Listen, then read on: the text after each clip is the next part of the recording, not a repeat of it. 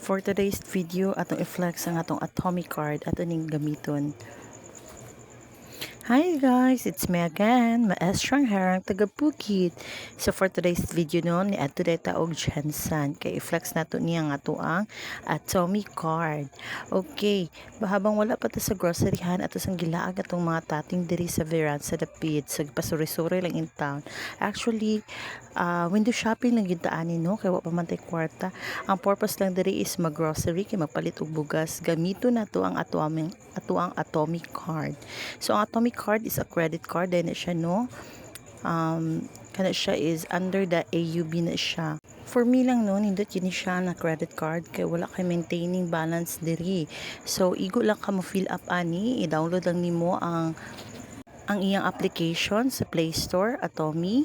Tapos pagkahuman fill up lang kadayon, pagkahuman ana mag-wait lang ka sa verification no. Pagkahuman ana guys, if ma-deliver na siya 10 days na siya i-deliver dayon.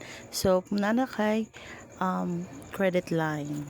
So of course pwede tayo na nimong mag grocery sa maani. So guys, go for Atomi.